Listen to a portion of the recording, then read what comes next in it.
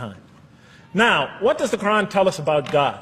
You have to realize I'm just about through with the Quran here, my first time reading it.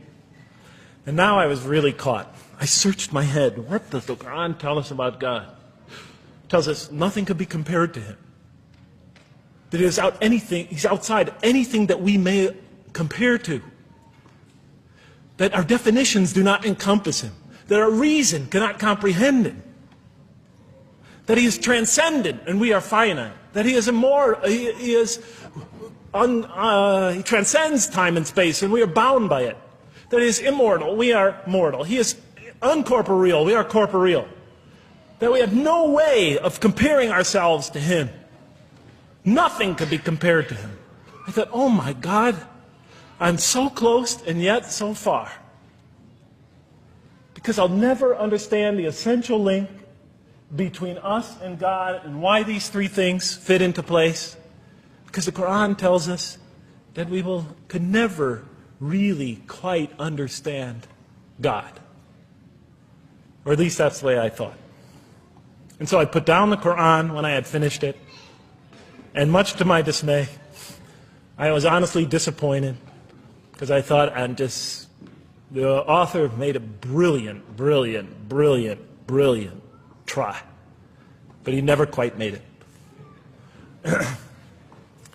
And so I was sitting in front of, about 3-4 weeks later, I was sitting in Diamond Heights in my apartment watching a football game, I think it was. And you know, sometimes things just slip into your minds when you least expect them. And I'm sitting there watching it, and all of a sudden into my mind came a thought. And I said, wait a minute. The Quran does tell us so much about God. It tells us again and again and again, but somehow I just missed it. Just skimmed over it every single time. Because if you turn to almost any page, if you turn to the beginning of any surah, you could see time and time again essential information about God that I just thought was sort of a literary device, something to make it just sound more beautiful. Because if you turn to the beginning of any surah, you'll see the words Bismillahir Rahmanir Rahim, in the name of God, the most merciful, the most compassionate. If you read almost any passage, long passage, when you come to the end of it, it's punctuated by dual attributive statements like God is the merciful, the compassionate, God is the forgiving, the gentle, God is the kind, the protector, God is the generous, the truthful, God is, and so forth and so on. There are tens of thousands of such references in the statements in the Quran. What the Quran defines as God's most beautiful names, his attributes of perfection, repeated again and again and again on almost every page. And as I sat there, sitting by the television, I started to jot them down in my, on my little piece of notebook there. Same notebook I used to jot these down before. And I began to list from my own mind the attributes of perfection as I remembered them. And they were, God is the compassionate. God is the merciful. God is the forgiving.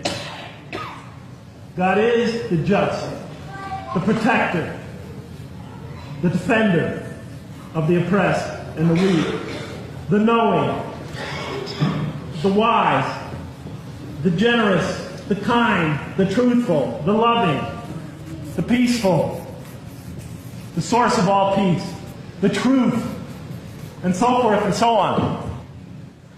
Every item I had listed in my list for the qualities that we human beings are supposed to develop, the Quran was telling me had its infinite source and perfection in Allah, in God. And then all of a sudden all the pieces fell together. Then I suddenly saw it, as I see most of you probably see as well. That now, suddenly it all began to make sense to me. In what way do I say that? Well, it was now obvious why we had to develop these qualities. It was now obvious how these things on the floor here fell into place. And I'll just say it clearly. We're here to develop a relationship with God, to become closer to God. But how can you become closer to God when He's transcendent and you're finite, when He's immortal and you're immortal, vice versa? When He's immortal and you're mortal, when He's unbound, fettered by time and space, and you are, and so forth and so on. How can you become close to that one? If I want to become close to you, I need to have something to share with you, something that we have in common. So for example, if I want to come close to this young man here physically, I'll approach him because we both have bodies and I can position my body closer to him. Physical presence, bodily presence is something we both share. If I want to become closer to that gentleman back there, if I want to become closer to him intellectually, I'll reason with him so we will have a convergence of minds because we both possess reason.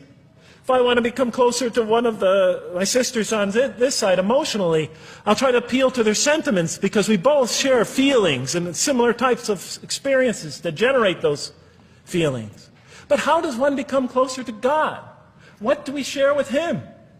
We share with Him exactly what He gave us. Because the Quran tells us that when we came into this life, He breathes into our spirit something of His Spirit.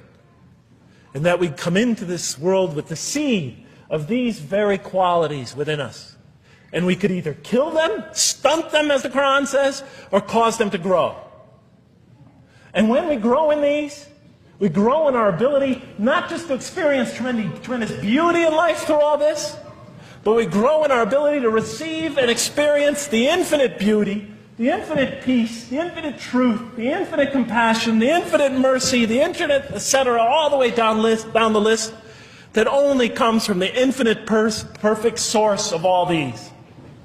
The more we grow in mercy, the more we grow in our ability to receive and experience in this life and in the next, to an infinitely greater degree, the mercy of God. The more we grow in compassion, the more we grow in our ability to receive and experience God's compassion in this life, through prayer and through ritual and through contemplation and through other experience of others. And of course, infinitely more in the next life, the compassion of God. The more we grow in our truthfulness, the more we grow in our ability to experience God, the truth, because all truth comes from God. The more we grow in these things, the more we grow in our ability to receive and experience God's attributes of perfection. The more we grow in our ability to receive and experience His being. And that sort of nearness we are growing to Him is tied to our essential nature and to His. It's more than just physical nearness. It's more than just a convergence of ideas. It's more than just a convergence of feelings. It's a convergence of essential beings. It's the closest type of nearness two can feel, two can experience.